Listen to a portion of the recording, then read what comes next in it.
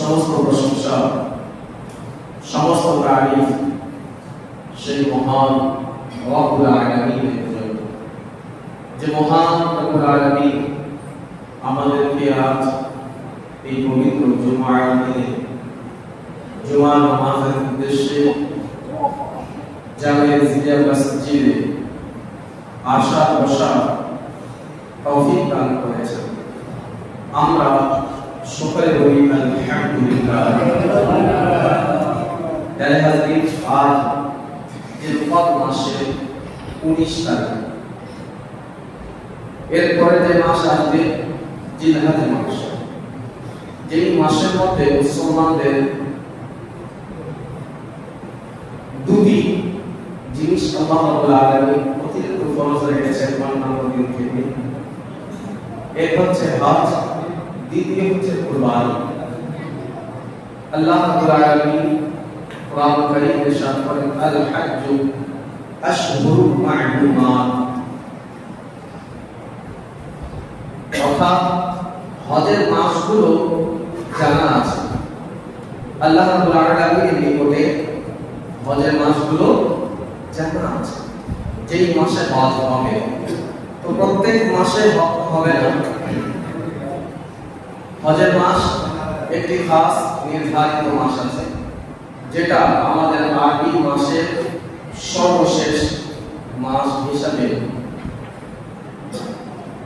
জিলহজ মাস যেটাকে আমরা বলে থাকি, বা বকরি বলে থাকি, কুরবানির মাস বলে থাকি।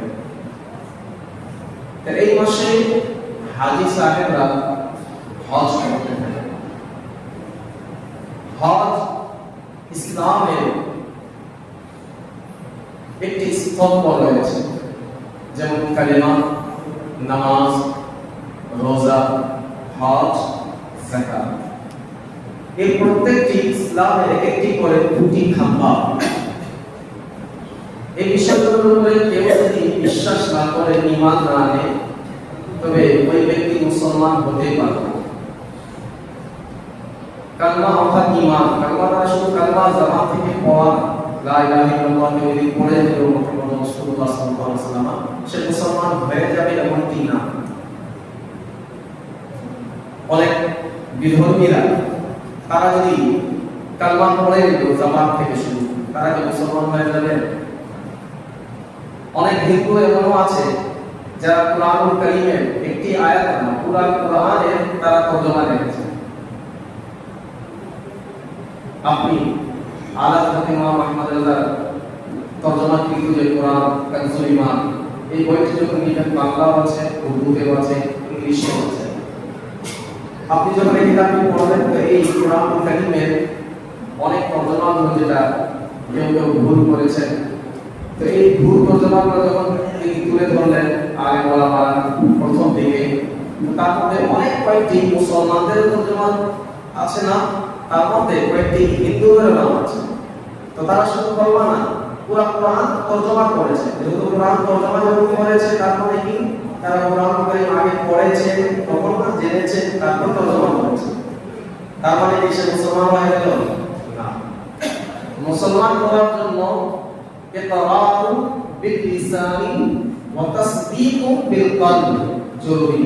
জবান থেকে উচ্চারণ করা এবং অন্তর থেকে বিশ্বাস করা। দিল থেকে যদি বিশ্বাস না করে কালেমাকে, আল্লাহ এবং রাসূলের প্রতি ঈমান না আনে, তবে সে মুসলমান হতে পারবে না। যাই হোক, তারপরে থাকলো নামাজ। নামাজ প্রত্যেক মুসলমান নর নারীর উপরে, যারা বালিগ আছেন, আকেল আছেন, তাদের উপরে ফরজ। যারা বালিগ এবং আকেল, অর্থাৎ যারা পাগল না। এখন যারা নামাজ পড়ে না, তারা বলতে পারে নাবালিগ এখনো আছে, বা তারা পাগল আছে। দুটার মধ্যে একটা হতে পারে।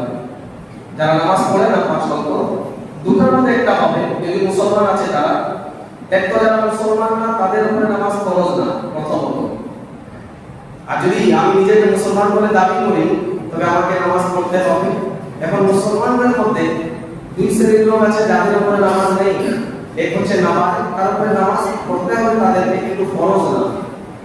আর দ্বিতীয় হচ্ছে পাগল যারা, যারা একেবারে পাগল, দুনিয়াদারি চিনে না, টাকা পয়সা কিছু চিনে না, তাদেরকে বলা হয় পাগল। এই পাগলদের উপরে নামাজ শরীয়ত কোনো শরীয়ত নেই।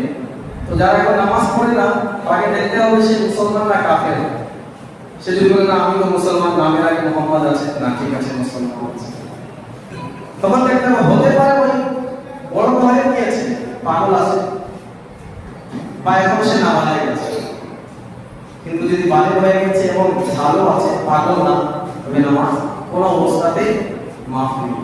নামাজ পড়তে হবে, আসলে পড়তে হবে, মানতে হবে। যারা নামাজ পড়ে না গুনাহগার আছে, কিন্তু নামাজকে মানতে হবে। কেউ যদি নামাজের অস্বীকার করে বসলো, তবে তার ঈমান থাকবে না। যাই হোক, এরপরে থাকলো হজ। হজকে তেমনই ভাবে যেভাবে কালমা সবার জন্য জরুরি, নামাজ সবার জন্য জরুরি, রোজা যারা আছে, রোজা সবার উপরে ফরজ আছে, যারা আকেল বালেগ মুসলমান মুমিন মুমিনা, যার শারীরিক সুস্থতা আছে, তাদের জন্য রোজা ফরজ, তাদেরকে রোজা রাখতে হবে। কিন্তু যাকাত এবং হজ প্রত্যেক মুসলমানদের উপরে ফরজ না। হজ এবং যাকাত এই দুটি বিষয় আল্লাহ রাব্বুল আলামিন এমন এমন বান্দাদেরকে ফরজ করেছেন যার কাছে এত সম্পদ এবং মাল, যাকে ইস্তিতাআত বলা হয়, ক্ষমতা রয়েছে, তাদের উপর আল্লাহ রাব্বুল আলামিন হজকে ফরজ করেছেন, যাকাতকে ফরজ করেছেন। যাকাতের উপরে আমরা রমজানুল মুবারক মাসে বিস্তারিত আলোচনা শুনলাম। আর যেহেতু আমি আমার আলোচনা বিষয় হজ নিয়ে দাঁড়িয়েছি, আগামী সপ্তাহে ইনশাআল্লাহ কুরবানির কিছু মাসলা মাসাইল এবং কুরবানির বিষয় নিয়ে আলোচনা হবে। তো হজ সবার উপরে ফরজ না, এখন ব্যক্তিগণের উপরে হজ আল্লাহ রাব্বুল আলামিন ফরজ করেছেন। যেহেতু আগে মুসলমান হতে হবে, ঈমানদার হতে হবে, 2 নম্বর তার কাছে জ্ঞান হতে হবে, পাগল না, 3 নম্বর বালেগ হতে হবে, 4 নম্বর তার কাছে এত মাল এত সম্পদ হতে হবে যে হজের জন্য যাওয়া আসা খরচ সমূহ নিয়ে এবং তার অনুপস্থিতিতে তার ঘরের লোকগুলা সহি সালামতভাবে থাকতে পারে, ঠিকভাবে থাকতে পারে। এই খরচাগুলো, এই ফুদলাগুলো, টাকাগুলো যদি বাদ দিয়ে তার কাছে এত টাকা আছে যে ঠিকভাবে সে হজে যেতে পারে, আসতে পারে, তবে তার উপরে আল্লাহ রাব্বুল আলামিন হজকে ফরজ করে দিয়েছেন। হজ যারা সাহেবে নিসাব, যাদের কাছে টাকা পরিমাণ আছে, তাদের উপরে সারা জীবনে একবার হজ করা ফরজ। অন্যান্য রিওয়ায়াতের মধ্যে এসেছে যে প্রত্যেক 5 বছর পরে যারা সাহেবে নিসাব হজ করবে, প্রত্যেক 5 বছর পরে। এই হাদিসটি এসেছে যে প্রত্যেক 5 বছরের পরে পরে যাদের কাছে টাকা আছে তারা হজ করবে। কিন্তু ওলামায়ে কেরাম এই হাদিসকে বলেছেন এই হাদিসটি মুস্তাহাবের উপরে, অর্থাৎ যার কাছে টাকা পয়সা আছে, এরকম যা আমি বললাম, এখন তার উপরে সারা জীবনে একবার হজ করা ফরজ, আর প্রত্যেক 5 বছর পর পর তার জন্য হজ করাটা মুস্তাহাব আছে। সে যদি প্রত্যেক বছর হজ করতে চায় করতে পারে, মুস্তাহাব আছে। বুখারী এবং মুসলিমের হাদিস আছে, রাসূলুল্লাহ সাল্লাল্লাহু আলাইহি ওয়াসাল্লামের কাছে এক সাহাবী আসলেন, এসে ইয়া রাসূলুল্লাহ, আল্লাহ আমাদের উপর হজকে ফরজ করেছেন। হজ কি সারা জীবনে আমরা একবার পালন করব নাকি প্রত্যেক বছর আমাদের জন্য হজ আছে? নবী সাল্লাল্লাহু আলাইহি ওয়াসাল্লাম চুপ থাকলেন, কিছু উত্তর দিলেন না। দ্বিতীয়বার ওই সাহাবী আবার প্রশ্ন করে, ইয়া রাসূলুল্লাহ, প্রত্যেক বছর কি আমাদের জন্য হজ ফরজ? দ্বিতীয়বার রাসূলুল্লাহ সাল্লাল্লাহু আলাইহি ওয়াসাল্লাম সুকুত ইখতিয়ার করলেন, অর্থাৎ চুপ থাকলেন। তৃতীয়বার আবার ওই ব্যক্তি প্রশ্ন করল, ইয়া রাসূলুল্লাহ সাল্লাল্লাহু আলাইহি ওয়াসাল্লাম, প্রত্যেক বছর কি আল্লাহ আমাদের প্রতি হজকে ফরজ করেছেন? এরপরে নবী সাল্লাল্লাহু আলাইহি ওয়াসাল্লাম আর চুপ থাকলেন না, তার দিকে ইঙ্গিত করে বলতে লাগলেন, তোমরা কি জানো আগের নবীর উম্মতিদের উপরে তারা বেশি বেশি প্রশ্ন করার কারণে আল্লাহ রাব্বুল আলামিন তাদেরকে হালাক করে দিয়েছেন। আগের নবীর উম্মতিরা তাদের নবী থেকে বেশি বেশি প্রশ্ন করত, অতিরিক্ত প্রশ্ন করত। যেমন মুসা আলাইহিস সালামের ঘটনা আমরা জানি, যখন মার্ডার হয়ে গেল, আল্লাহ রাব্বুল আলামিন মুসা আলাইহিস সালামকে বলেন, যাও আপনি আপনার উম্মতদেরকে বলে দেন যে একটি গাভী তারা জবাই করবে, সেই গাভী বলে দিবে, সেই মুর্দা বলে দিবে যে কে আমাকে হত্যা করেছে। এখন তারা নানা ধরনের প্রশ্ন করতে লাগলো, গাভীটা কি রঙের হতে হবে? তারা প্রশ্ন করলো, গাভীর বয়স কেমন হতে হবে? ওই গাভী কি সাধারণ গাভীর মতো থাকবে, সাধারণ ঘাস ফুস খাবে, নাকি আলাদা ভাবে কারো পোশাক গাভী থাকবে, নাকি যে জঙ্গলে থাকে এমন গাভী?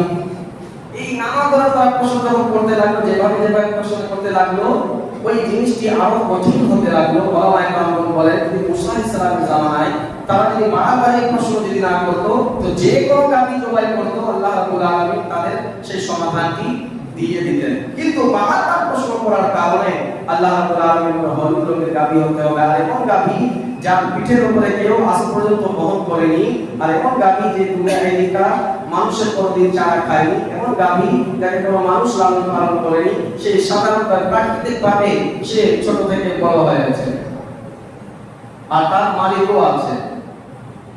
এমন শর্ত যখন লেগে দেওয়া হলো, পরবর্তীতে সেমন গাভীটা পাওয়া গেল, সেই কাজটি সম্পূর্ণ হয়েছে, কিন্তু কঠিন ভাবে বললো।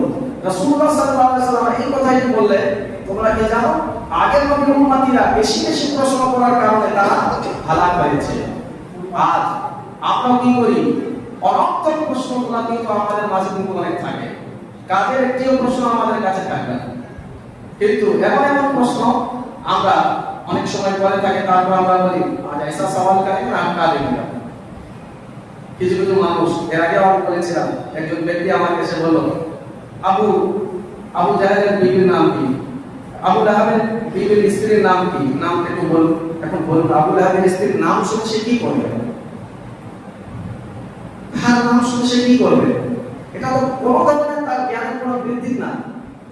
আমি বললাম কারণ কি আছে না, देखें कि आप हमने क्या रिश्तेदारी करना है, ना अपने बेटी का नाम रखवाना है, ना अपने बेगम का नाम फिर से बदल के रखवाना है।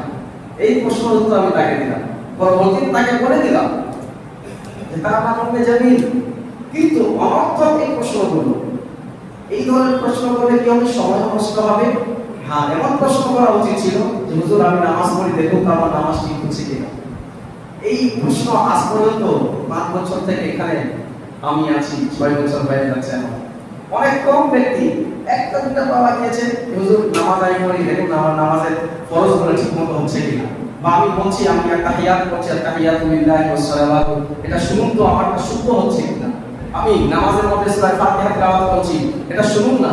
হ্যাঁ, অনর্থক কথা, জানলে ইমাম সাহেব আজ কি আমরা আজ ফলানা দিন ऐसा বলা, জানলে আপনার সাথে ফলানা দিন ऐसा বলা, এবার ঠিক শোনা যায়, কিন্তু এটা বলা যায় না যে আমি আজকে রোজা রেখেছি, তো আমি সাহরিতে কোন সময় সাহরি করলে হবে, আর সাহরির দোয়া কি আছে, ইফতারের দোয়া কি আছে, আমি নামাজ যে শুরু করব, ওযু যে করব, আমার ওযু ঠিক হচ্ছে কিনা আপনি এইভাবে ঠিকভাবে বলেন। সবার কথাই বলছি না, আমি পুরো 5 বছর 1 থেকে 2 জন ব্যক্তি বল পেয়েছি। যারা হাজির, কিন্তু অনর্থক প্রশ্নগুলো যারা আছে, এই ধরনের প্রশ্ন কিন্তু অনেক হয়। যাই হোক, আমাদের উচিত এমন প্রশ্নগুলো করা যে প্রশ্নতে আমারও ফায়দা হবে, এবং যার থেকে প্রশ্ন করব তারও জ্ঞানের মধ্যে বৃদ্ধি হবে। কেননা আপনি প্রশ্নের যখন জবাব দিবেন, যারা টিচার আছেন তাদেরকে জিজ্ঞাসা করা দেখবেন, প্রশ্ন জবাব যখন তারা দেয় তখনই তাদের জ্ঞান আর কমে যায় না, বেড়ে যায়। প্রত্যেকটি জিনিস করলে কমে যায়, কিন্তু জ্ঞান ব্যবহার যত করবেন তত বৃদ্ধি হয়। প্যারে হাজির, আপনি হাতের ব্যবহার বেশি করবেন, একদিনের মধ্যে হাতটি শেষ হয়ে যাবে। যে কোনো জিনিস আপনি ব্যবহার করবেন তার শক্তি আস্তে আস্তে শেষ হয়ে যাবে। কিন্তু জ্ঞান এমন একটি বিষয় আছে যে জ্ঞান আপনি যত ব্যবহার করবেন তার কোনোদিন শেষ হবে না, বা দিন দিন ওই জ্ঞানটি আরো বৃদ্ধি পেয়ে যাবে। আপনি একটি বই একবার পড়বেন, সেই কিতাব থেকে আপনি যত পরিমাণ জ্ঞান অর্জন করবেন, ওই বইটি দ্বিতীয়বার যখন পড়বেন তার চেয়ে আরো দ্বিগুণ আপনি জ্ঞান পেয়ে যাবেন। একই বই আছে, একই পুস্তিকা, কিন্তু যতবার পড়বেন নতুন নতুন কথা আপনার মাথায় চলে আসবে। যাই হোক প্যারে হাজির, রাসূলুল্লাহ সাল্লাল্লাহু আলাইহি ওয়াসাল্লাম বললেন, আগের নবীর উম্মতিরা বেশি বেশি প্রশ্ন করার কারণে তারা হালাক হয়ে গিয়েছে, তারা ধ্বংস হয়ে গিয়েছে। আমি যদি এখন যদি তোমাদেরকে বলে দিতাম যে ঠিক আছে প্রত্যেক বছর আল্লাহ রাব্বুল আলামিন হজকে ফরজ করে দিয়েছেন, তবে তোমাদের উপরে প্রত্যেক বছর হজ করা ফরজ হয়ে যেত। আমি যদি হ্যাঁ বলে দিতাম, তুমি যে বারবার প্রশ্ন করছো যে প্রত্যেক বছর হজ করা কি ফরজ, আমি যদি তোমার এই কথাতে হ্যাঁ বলে দিতাম, তবে তোমাদের উপরে প্রত্যেক বছর হজ করা ফরজ হয়ে যেত। এর থেকে বোঝা যায় যে রাসূলুল্লাহ সাল্লাল্লাহু আলাইহি ওয়াসাল্লাম যদি হ্যাঁ বলতেন, এটাই শরীয়ত হয়ে যেত, এটাই শরীয়ত হয়ে যেত। যারা হাজিরিন, যেমন তারাবির নামাজ নবী সাল্লাল্লাহু আলাইহি ওয়াসাল্লাম একদিন জামাত সহকারে করলেন, সাহাবারা পিছন দাঁড়িয়ে গেলেন, দ্বিতীয় দিন থেকে জামাত করলেন না। সাহাবায়ে কেরাম রাদিয়াল্লাহু তাআলা আলাইহিম বললেন, ইয়া রাসূলুল্লাহ, আপনি জামাত করিয়ে দিন। নবী সাল্লাল্লাহু আলাইহি ওয়াসাল্লাম বলেন, যদি আমি প্রত্যেকদিন জামাত সহকারে এইভাবে নামাজ পড়তে থাকি, তবে তোমাদের জন্য কষ্টকর হয়ে যাবে, আল্লাহ তোমাদের জন্য ফরজ করে দিবেন। তাই আমি নবী চাই না যে আমার উম্মতের উপরে কষ্ট হয়ে যায়। শরীয়তের ইখতিয়ার আল্লাহ রাব্বুল আলামিন তার হাবিব সাল্লাল্লাহু তাআলা আলাইহি ওয়াসাল্লামকে দান করে দিয়েছেন, যে আপনি যা বলবেন সেটাই হয়ে যাবে। কেননা রাসূলুল্লাহ সাল্লাল্লাহু আলাইহি ওয়াসাল্লামের কথা সেটা তার নিজের কথা না, মা ইয়াতিকু আনিল হাওয়া ইন হুয়া ইল্লা ওয়াহিয়ুন ইউহা। এটা আল্লাহ রাব্বুল আলামিন সূরা মাজানে বলেন, আমার হাবিব নিজের পক্ষ থেকে কিছুই বলেন না, তিনি যা বলেন তিনি আমার ওহী থেকে তিনি বর্ণনা করে থাকেন। সুবহানাল্লাহ। প্রিয় হাজিরিন, হজ এটা ফরজ আছে, যার উপরে হজের সমর্থন আছে তাকে হজ করতেই হবে। এখন আমার কাছে বর্তমান হজের জন্য 7 থেকে 8 লাখ টাকা হলে তো আপনি এক মাসের প্যাকেজ নেবেন না। এক মাসের প্যাকেজ নিলে বা 40 দিনের প্যাকেজ নিলে 8 লাখ টাকা লাগবে। আপনি যদি 15 দিনের প্যাকেজ নিলেন, চাঁদ হওয়া কিছুদিন আগে আপনি চলে গেলেন, 2-4 দিন আগে, তো আপনার আরো কমে হয়ে যাবে। এরকম প্যাকেজ পাওয়া যায়। মাত্র 20 দিনের প্যাকেজ আপনি নিলেন, 21 দিনের প্যাকেজ নিলেন, বা আপনি 10 দিনের প্যাকেজ নিলেন, তো আপনার 4 লাখ টাকা 3 লাখ টাকা দিয়ে আপনার কিন্তু হজ সম্পূর্ণ হয়ে যাবে। তো কার কাছে তো টাকা আছে, वो चिंता में रहेंगे आज करना है, हम उम्रा करके आ जाएंगे, काम खत्म, সম্ভব না। আপনার উপরে হজ ফরজ আছে, আপনাকে হজ করতে হবে। উমরা এটা আপনার উপরে ফরজ না। উমরা হচ্ছে একটি মুস্তাহাব আমল, আর উমরা করলে কেউ হাজী হয় না, এটা মনে রাখবেন। উমরা করলে কেউ হাজী হয় না। আজ আমাদের সমাজে উমরা করার পর আমরা বলি হাজী সাহেব, ঠিক আছে, এটা আপনি তাকে সম্মান দিচ্ছেন, কাবাতুল্লাহ জিয়ারত করছে, কিন্তু প্রকৃত সে হাজী না। আর হজ করার পরে তাকে হাজী বলতেই হবে, এটাও বাধ্যতা না। আলা হযরত ইমাম আহমদ রাজা ফাজিল ফেরেদি ওনার মতো মুজাদ্দিদ কে হতে পারে, তার একটি বই পড়া জ্ঞানের ভান্ডার। যারা হাজির আলা হযরত তিনি 2 বার হজ করেছেন, কিন্তু তিনি নিজের নামের আগে কোনোদিন হাজী লেখেননি। আর আজ আমরা আমাদের টাকা জানি, আমাদের টাকাগুলো কেমন আছে। আমি নিজের ভাইয়ের অধিকারকে না দিয়ে, আমি আমার আত্মীয় স্বজনের ভাগ বটোয়ারা ঠিকমতো বন্টন না করে আমি চলে গেলাম মক্কা মদিনা জিয়ারতে হজ করে, এরপরে আমাকে হাজী সাহেব বলতে হবে, আছে কি না?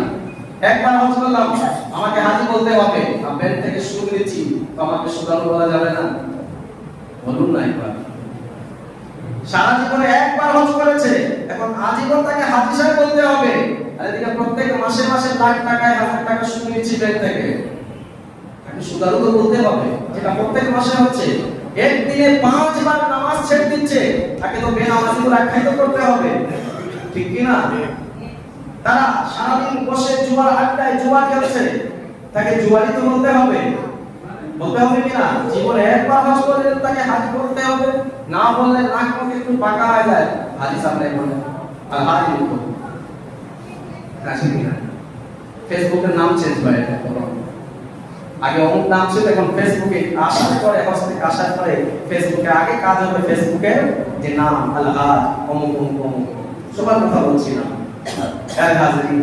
যেমনই ভাবে আপনি এই আশা রাখেন, তো তেমনই ভাবে এটাও করতে হবে যে ব্যাংক থেকে আমি সুদ নিচ্ছি, তো আমার নামের আগে সুদারও লিখে দেন, আমি সুদ খাই, আমি নামাজ ছেড়ে দেই, যাই হোক ভিতর এটা কোনো আলোচনা না, এটা সংশোধনের জন্য আমি একটি কথাগুলো বললাম।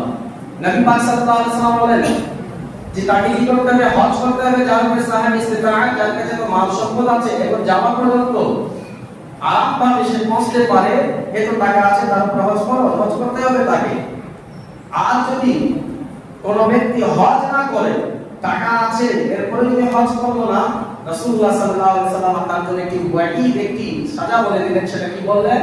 যে ব্যক্তির কাছে সম্পদ ছিল, সম্পদ ছিল, কিন্তু হজ করলো না, সেই ব্যক্তি ইহুদি হয়ে মারা যায়, নাসারা হয়ে মারা যায়, অর্থাৎ খ্রিস্টান হয়ে মরে গেল বা ইহুদি হয়ে মারা গেল, আমাদের কিছু আসে যায় না। এটা নবী সাল্লাল্লাহু আলাইহি ওয়াসাল্লাম। অর্থাৎ যেই ব্যক্তি কাফির হয়ে মরে, যেই ব্যক্তি হজ করলো না টাকা থাকা সত্ত্বেও, সে কাফির হয়ে যদি মরে যায়, নবী সাল্লাল্লাহু আলাইহি ওয়াসাল্লাম বলেন আমার কিছু আসে যায় না, অর্থাৎ ওই ব্যক্তি এখন আমার উম্মতে না।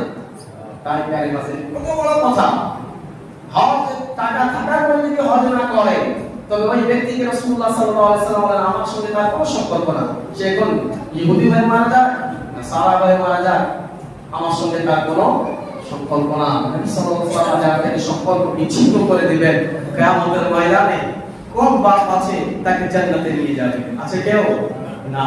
তাই তার হাজরিন, যদি সম্পদ আল্লাহ রাব্বুল আলামিন দিয়েছেন আর সুযোগ আল্লাহ রাব্বুল আলামিন করে দিয়েছেন, তবে কি করতে হবে? হজ করে দিতে হবে।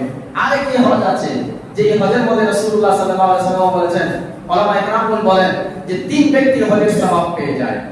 হজ তো একটাই হবে, কিন্তু কয়জন সওয়াব পাবে হজের? তিনজন ব্যক্তি সওয়াব পাবে। ওটা কোন হজ? যেটাকে বলা হয় হজ্জে বদল। হজ্জে বদল, হজ্জে বদল কি আছে? কোন ব্যক্তি তার মা বাবার জন্য, কোন ব্যক্তিকে হজ করাইতে গেল, বলে আপনি আমার মায়ের জন্য বা আমার বাবার জন্য আপনি হজ করে দিন। একটি কথা মনে রাখতে হবে, যদি আমার উপরে হজ ফরজ আছে আর আমি যেতে সক্ষম, শারীরিক অবস্থা ভালো আছে, তবে আমি হজ্জে বদল করালে হবে না। আমার উপরে হজ ফরজ আছে, আমাকে করতে হবে। এখন আমার মা বাবা নেই, হজের সময় আছে, আমি চাই আর আমার এরকম সুযোগ নেই, আমি চাচ্ছি যে আমার মা বাবা যেন হজের নেকি পেয়ে যায়, হজ করার নেকি পেয়ে যায়, তো হজ্জে বদল শরীয়ত অনুমতি দিয়েছে। তো কোন ব্যক্তি যদি তার মা বাবার জন্য হজ্জে বদলের জন্য পাঠিয়ে দিল, তো তিন ব্যক্তি হজের সওয়াব পাবে। এক, যে ব্যক্তি হজ করলো সে তো পাবে। দ্বিতীয়, যার জন্য হজ করা হয়েছে, অর্থাৎ তার মা অথবা বাবা, সেও হজের নেকি পেয়ে গেল। আর তিন নাম্বার, যে ব্যক্তি টাকা দিল সেও হজের সওয়াব পেয়ে যাবে। সুবহানাল্লাহ। এটা হচ্ছে হজ্জে বদল। প্যারে হাজরিন, আর যে ব্যক্তি হজ করবে এর নেকি এমন রয়েছে, আল্লাহ রাসূল সাল্লাল্লাহু আলাইহি ওয়াসাল্লাম বলেন যে একটি হজ যদি কারো কবুল হয়ে যায়, এই মকবুল হজের সওয়াব আল্লাহ রাব্বুল আলামিন এমন দান করবেন যে তিন বান্দাকে আল্লাহ রাব্বুল আলামিন সম্পূর্ণ ক্ষমা করতে যত রহমতের প্রয়োজন, একটি মকবুল হজের মধ্যে আল্লাহ রাব্বুল আলামিন এমন রহমত তাকে দান করে দিবেন। অর্থাৎ একটি হজ থেকে তিন বান্দার গুনাহ আল্লাহ রাব্বুল আলামিন ক্ষমা করবেন, এমন নেকি এবং সওয়াব রাব্বুল আলামিন দান করেন। আর যারা হজ থেকে ফিরে আসে, তার হজ যদি কবুল হয়েছে, আল্লাহ রাসূল সাল্লাল্লাহু আলাইহি ওয়াসাল্লাম বলেন এমন ব্যক্তি এমন হয়ে যায় যে ওই ব্যক্তি আজই দুনিয়াতে জন্মগ্রহণ করেছে, অর্থাৎ তার সমস্ত গুনাহগুলোকে আল্লাহ রাব্বুল আলামিন ক্ষমা করে দেন। শর্ত হচ্ছে কি? হজ যেন কবুল হয়। আর হজ কবুল হওয়ার প্রথম শর্ত হচ্ছে আমার টাকা যেন হালাল হয়। ঠিক আছে না? 1 কোটি টাকা ব্যাংকে রাখলাম, 10 লাখ টাকা ওখান থেকে সুদে পাইলাম, ওটা কি হজ করলাম? হয়ে যাবে? বলুন না। तो की करके बोल रहे हैं बात बाकी सब समझ रहे कि मौलाना साहब अच्छा सुझाव है, करो जमा कर देंगे। রাগ হচ্ছে না কেন? প্যারে হাজরিন, তো হজের প্রথম শর্ত হচ্ছে টাকা কি হালাল হতে হবে। প্যারে হাজরিন, নবী সাল্লাল্লাহু আলাইহি ওয়াসাল্লাম আরো ইরশাদ করেছেন যে ব্যক্তি হজ করবে, আমরা জানি হজ করলে কি হবে? 7 লাখ টাকা আমার খরচ হয়ে যাবে। এই চিন্তা আমাদের চলে আসে, কিন্তু নবী মুহাম্মদ সাল্লাল্লাহু আলাইহি ওয়াসাল্লাম ইরশাদ করেন হজ করো, হজ করলে আল্লাহ রাব্বুল আলামিন তোমাকে রিনা দান করে দিবে, অর্থাৎ তোমার ধন সম্পদের মধ্যে আল্লাহ রাব্বুল আলামিন বরকত দান করে দিবে। ওই হাদিসের মধ্যে আল্লাহ রাসূল, ওই হাদিসের অন্য জায়গায় ওই হাদিসের মধ্যে আল্লাহ রাসূল বলেন হজ করো, আল্লাহ রাব্বুল আলামিন তোমার সম্পদে বরকত দিবেন, এবং তুমি সফর করো, সফর করলে আল্লাহ তাবারাক ওয়া তাআলা তোমার শরীর স্বাস্থ্যকে ভালো রাখবেন। সুবহানাল্লাহ। আর হজ করলে কি হয়ে যায়? হজ হয়ে যাচ্ছে এবং সফর হয়ে যাচ্ছে, অর্থাৎ যে ব্যক্তি হজ করে আসবে, আপনি দেখবেন, এটা আমার চাক্ষুষ প্রমাণ, আমি যে আমার বাবা উনি এই জায়গায় এমন অসুস্থ ছিলেন যে মনে করেন 4-5 বছর থেকে চেয়ারে বসে নামাজ পড়তেন। ওই মক্কা মদিনার বরকত এমন ছিল, যখন উমরা করতে বাবার সঙ্গে গেলাম, এখান থেকে ফ্লাইট থেকে নামা প্রথমে মদিনা শরীফে গেলাম, ওখানে যাওয়ার বরকত এমন আছে, ওখানে চেয়ার লাগে না, এমনি দাঁড়িয়ে দাঁড়িয়ে নামাজ পড়ছে। আর এখন আল্লাহ রাব্বুল আলামিন ওই বরকতটি কায়েম রেখেছেন, এখন আর চেয়ারের প্রয়োজন হয় না। প্রিয় হাজিরিন, তো আপনি দেখবেন শারীরিকভাবে বান্দা কিভাবে সুস্থ হয়ে যায়। আপনি আরো চেষ্টা করে দেখবেন, এমন এমন ব্যক্তি আছে আমাদের জাহিদ ভাই, উনি প্রমাণ আছে, ওনার আম্মা জানকে যখন নিয়ে গিয়েছিলেন, উনি অসুস্থ হয়ে পড়েছিলেন, কোনো ওষুধের প্রয়োজন হয়নি। ওষুধ আছে, বাতের ওষুধ খায় না, কিন্তু এমনিতে ঠিক হয়ে যায় মক্কা মদিনা গেলে, হয় কি না?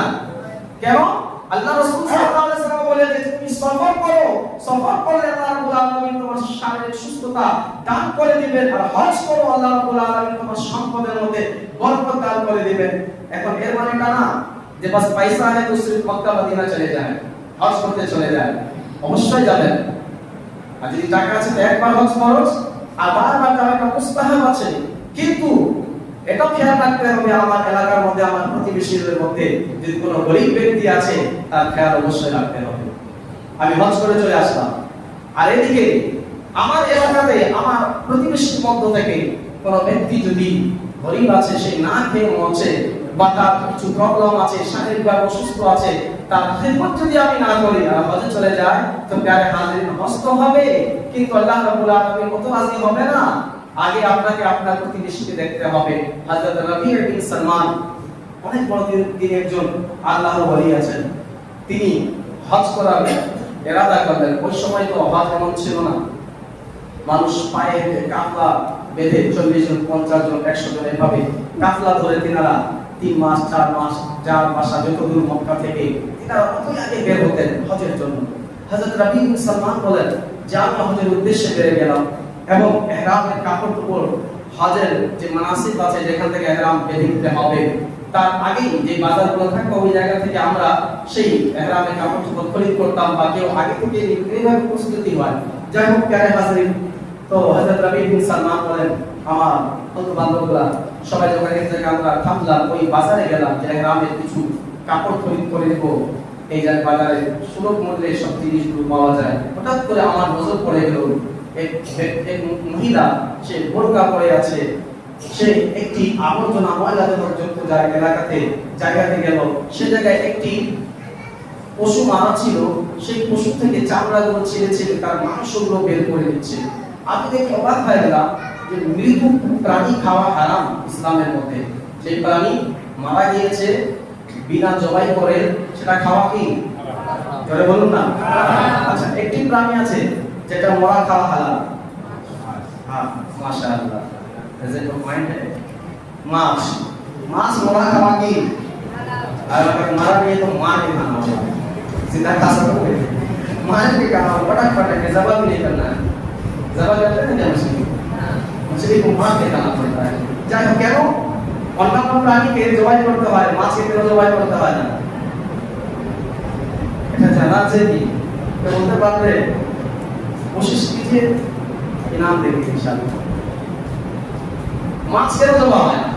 शेटा तो प्राणी, छोटी सी मुर्गी है, उसको भी जबा करना पड़ता है, लेकिन मछली को जबा क्यों नहीं करते? या बड़ी मछली है 10 किलो की, 100 किलो की, लेकिन फिर भी उसे जबा नहीं किया जाता। वजह কারণ হচ্ছে জবাই ওই প্রাণীকে করতে হয়। আজকে বুঝে নিন কারণটা কি।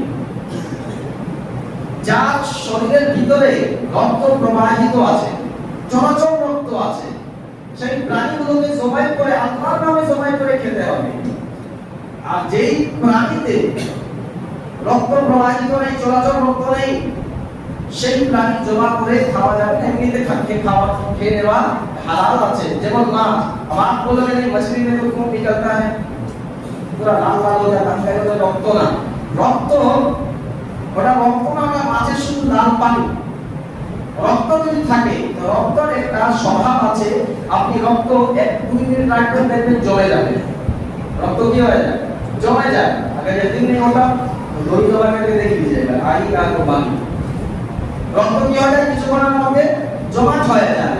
কিন্তু আপনি আলাদা মাছ আপনি কাটবেন চাইবেন রক্তগুলো জমে না, সেটা রক্ত না, সেটা কি লাল পানি আছে, প্রবাহিত রক্ত না। যাই হোক, তার কারণে মাছকে জবাই করা হয় না। তো যেই প্রাণীর ভিতরে প্রবাহিত রক্ত আছে সেগুলোকে জবাই করে খেতে হয়। আচ্ছা, নবী মুসলমান দেখেন ওই মহিলাটি ওই মরা প্রাণী থেকে মাংসগুলো বের করে, তিনি অবাক হয়ে বলেন মুসলমানদের জন্য এই মরা প্রাণী খাওয়া হারাম।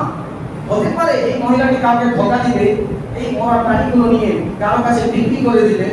প্যারে হাজরিন, হযরত নবী সাল্লাল্লাহু আলাইহি ওয়াসাল্লাম বলেন, আমার ওই কাপড় চোপড় যা বাজারঘাট করেছিলাম সব কিছু দিয়ে তার পিছে পিছে চলে গেলাম, দেখি মহিলাকে পরে রাখি। বললেন, আমি গিয়ে দেখলাম বিশাল একটি দরজা, সেই দরজার ভিতর থেকে তিনি নক করলেন, ভিতর থেকে দরজা খোলা হলো, তিনি ভিতরে চলে গেলেন। তিনি বলেন, না কাউকে তো বিক্রি তো করবে না, কিন্তু মনে হয় নিজের বাসায় খাবে। কিন্তু তারা মুসলমান, যেহেতু বোরকা পরে আছে मुसलमान, आज तो समझ ही नहीं आता मुसलमान कौन है और गैर मुस्लिम कौन है, इसलिए कि बोरका तो अक्सर कभी नजर आता है। और आजकल का बोरका भी ऐसा है, मैं कहता हूँ बोरके को भी बोरका की जरूरत है। बिल्कुल जी, बात को समझ में आ गई। आजकल न्यू डिजाइन का जो बोरका आ गया है ऐसा कि बोरके को भी बोरके की जरूरत है। हालांकि बोरका ऐसा होना चाहिए जिससे सतह छुप जाए, लेकिन आजकल में जो फैशन निकल गया है बोरका में, तो बोरके को भी बोरके की जरूरत पड़ गई है। उस पर मैं चाहता हूँ एक और बोरका पहन लिया जाए। क्या हो क्या है, तो आप मुसलमान দরজায় আওয়াজ দিলেন, কে? তিনি বলেন, আমি নবী মুসলমান। দরজা খুলো, দরজা খোলা হলো। ওই মহিলাটি পর্দার আড়াল থেকে বলছে, কি কাজ আছে আপনার? একটু আগে আমি আপনাকে দেখলাম যে আপনি অমুক জায়গা থেকে বড় আপনার মাংসগুলো নিয়ে এসেছেন, সেটা আপনি কি করবেন? ওই মহিলাটির চোখে পানি চলে আসে। তিনি বলতে লাগলেন, এই মাংস যে আমরা খাবো। বলে, আপনি খাবেন? আপনি কি জানেন না শরিয়ত ইসলামের মধ্যে মরা প্রাণী খাওয়া হালাল নয়, বৈধ নয়, হারাম এটা? আপনি হারাম জিনিস খাবেন? তিনি বলেন, হ্যাঁ আমরা জানি, কিন্তু কি করব? আমরা হচ্ছি নবী সাল্লাল্লাহু আলাইহি ওয়াসাল্লামের খানদানের লোক, আমরা হচ্ছি সাইয়্যিদ জাতি। আমার স্বামী মারা গিয়েছে, আমার ঘরে আমার 4 জন কন্যা আছে, আর কেউ কামানেওয়ালা নেই, 3 দিন হয়ে গিয়েছে, আমার বাসার চুলাতে আগুন দেওয়া হয়নি, আমার মেয়েরা না খেয়ে আছে, কিন্তু কতদিন না খেয়ে থাকবো? আর আমরা যেহেতু সাইয়্যিদ জাতি আছি, ভিক্ষা করতে পারি না। সাইয়্যিদরা ভিক্ষা করে না, তাদেরকে যাকাত দিলে যাকাতও আদায় হবে না। প্যারে হাজরিন, আমরা কারো কাছে হাতও পাততে পারবো না। কিন্তু বিপদে যখন পড়েছি, মৃত্যু থেকে বাঁচার জন্য মরা প্রাণী খাওয়া জায়েজ আছে, জীবনকে বাঁচানোর জন্য। এটুকু মাসলা আমি জানি। হযরত নবী সাল্লাল্লাহু আলাইহি ওয়াসাল্লাম যে আমার চোখে পানি চলে আসলো, আমি যাচ্ছি হজ করতে, আর এইদিকে আমার খানদানের লোকেরা তিনি না খেয়ে এভাবে আছেন, এমন অবস্থা হয়েছে যে মরা প্রাণী খেতে হচ্ছে। তিনি বলেন, আপনাকে সেই জিনিসটি খাওয়ার প্রয়োজন নেই, আপনি 1 মিনিট থাকুন। তিনি আবার বাজার গেলেন, তিনি কি করলেন, কিছু আটা এবং অন্যান্য জিনিসপত্র নিয়ে, এবং তার ভিতরে যত টাকা পয়সা নিয়েছেন সমস্ত দিরহামগুলো তিনি সেই আটার ভিতরে রেখে দিয়ে তাকে বললেন, এই জিনিসটি আপনি রাখুন, এটা আপনাকে আমি হাদিয়া দিচ্ছি, তোহফা দিচ্ছি, কোনো ভিক্ষা না, আমি আপনাকে হাদিয়া দিচ্ছি, তোহফা দিচ্ছি। প্যারে হাজরিন, সেই মহিলাটি তাকে দোয়া দিল, তার ভিতরে যে স্ত্রী তার মেয়েরা ছিল তারা তাকে দোয়া দিলেন। এখন তিনি তো হজের জন্য যা টাকা পয়সা রেখেছিলেন সব দান করে দিলেন। এখন হজে যাবে কি করে? তিনি এই দিকে ঘোরাফেরা করতে লাগলেন, অপর দিক থেকে সেই কাফলারা যারা ছিল তারা কাফলা নিয়ে চলে গেল হজের জন্য। হযরত নবী সাল্লাল্লাহু বলেন, এখন আমার উচিত যেন আমি বাসা ফিরে যাই, কি তিনি বলেন, এক কাজ করি, হজ যদি করি নাই কিন্তু হাজিদেরকে দেখাও, অনেক বড় নেকি আছে। যারা হজ করেছে তাদেরকে দেখাও, অনেক বড় নেকি আছে। আল্লাহ হযরত ইমাম আহমদ রাজা ফাজিলে বেরেলভী রাহমাতুল্লাহ তাআলা আলাইহির কাছে যখন কোন হাজী সাহেব আসলেন হজ করে, যখন আসলেন আগে তার খালিদকে বলতেন, জিজ্ঞাসা করো মদিনা গিয়েছে কিনা। কেননা অনেক হাজী সাহেব আছেন মক্কা में काम हो जाता, मदीना जाने की जरूरत नहीं। কিন্তু হकीकत কথা তো এটা আছে, আল্লাহ নিজে বলেন, इसके तुफैल हज भी खुदा ने करा दिए, इसके तुफैल हज भी खुदा ने करा दिए। असली मुराद हाजिरी उस पाक दर की है। आला हज़रत आप बोले, हाजियो आओ शहंशाह का रोजा देखो, काबा तो देख चुके, अब काबे का काबा देखो। ওখানে শুধু কাবা, এখানে কাবারও কাবা আছে। যিনি যখন দুনিয়াতে এসেছিলেন ওই কাবা যখন নত হয়েছিল, বুঝিয়ে দিল, আমি তো কাবা সম্মানিত জিনিস, কিন্তু আমার যে বেশি সম্মানিত একজন এসেছেন তিনি আখিরি নবী, নবী মুহাম্মদ রাসূলুল্লাহ সাল্লাল্লাহু আলাইহি ওয়াসাল্লাম। প্যারে হাজরিন, হযরত রবি বিন সালমান আলামত ইমাম আহমদ রাজা জিজ্ঞাসা করতেন যে মদিনায় গিয়েছো কিনা, যদি বলতেন মদিনায় গিয়েছি, সাক্ষাৎ করতেন, তার কপালে তার হাতে চুমুন দিতেন। আর যে বলতেন আমি মদিনা যাইনি, আলা হযরত তার সঙ্গে সাক্ষাৎ করতেন। প্যারে হাজরিন, তিনি বললেন আমি তাদের জিয়ারত করব, আগে জিয়ারত করব, যাই হোক তিনি ফেলে গেলেন। হাজী সাহেবরা সমস্ত হজের মানাসিকগুলো পূরণ করে যখন চলে আসলেন, ফিরে আসলেন, যখন তিনি ওই জায়গায় সর্বপ্রথম ইসরাফিল লোকদেরকে সাক্ষাৎ করলেন, তাদেরকে বলতে লাগলেন মোবারক হোক তোমাকে, তোমার হজ মোবারক হোক, তোমার হজ মোবারক হোক। এইভাবে বলতে লাগলেন। ওই হাজী বলতে লাগলো, কি বলছো আমার হজ আমার হজ, তুমি কি হজ করোনি? বলল না, আমি তো হজে যেতে পারলাম না। এটা আফসোস থেকে গেল। তিনি বললেন, কে বলেছে? তুমি তো আমার সঙ্গে মিনা এবং মুজদালিফায় ছিলে। তিনি আরেকজন হাজী সাহেবের কাছে সাক্ষাৎ করতে গেলেন, তাকে বললেন আপনার হজ আপনাকে মোবারক হোক। বলে কি বলছেন আপনার হজ আপনার হজ, আপনি কি হজ করেননি? আপনি তো জামাতের কাছে আমার সঙ্গে ছিলেন, আপনি তো কুরবানির দিন একসঙ্গে আমরা প্রাণীগুলো পশুগুলো জবাই করেছি। এমনই সময় আরেক হাজী সাহেবের কাছে যখন গেলেন, বলে আপনাকে আপনার হজ মোবারক হোক। আপনার হজ কি করেন?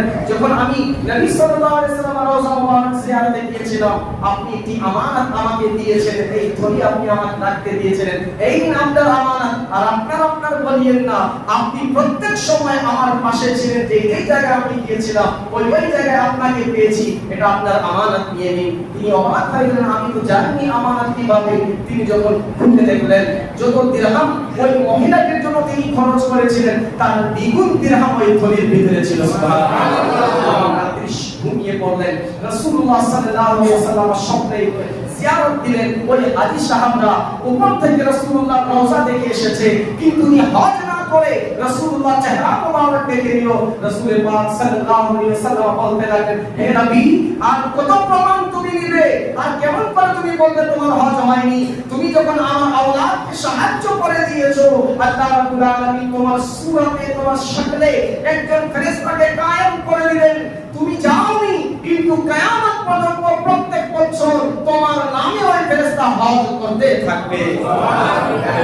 সময় অনেক হয়ে গিয়েছে, বাস এই জায়গায় আমি আমার কথাটি শেষ করে দিচ্ছি যে শুধুমাত্র টাকা আছে, হজ অবশ্যই ফরজ আছে, কিন্তু এর পাশাপাশি আমাদের নিজের প্রতিবেশীদের দিক পরিবর্তনকে অবশ্যই খেয়াল রাখতে হবে। আল্লাহ রাব্বুল আলামিন আমাদের সকলকে কবুল করুন, যারা সাহেবের ইসলাম তাদেরকে সঠিকভাবে হজ করার তৌফিক দান করুন। আমিন। মা আলাইনা